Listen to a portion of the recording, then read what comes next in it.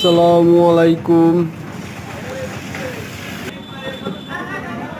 আজকে চলে আসলাম নতুন আর একটা ভিডিও নিয়ে।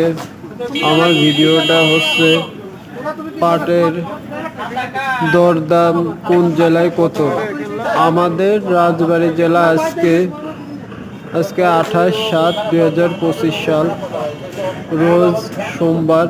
আজকে পাটের দাম গেছে সর্বোচ্চ 3900 ভালোটা, আর একটু কালো শ্যামলা এগুলো 3800 থেকে 3700 টাকা মতো। যাক আলহামদুলিল্লাহ, এবার পাটের দামটা মোটামুটি ভালো। আপনাদের অন্য অন্য জেলায় কেমন একটু জানাবেন প্লিজ। আর আমার ভিডিওটা ভালো লাগলে লাইক কমেন্ট শেয়ার করবেন।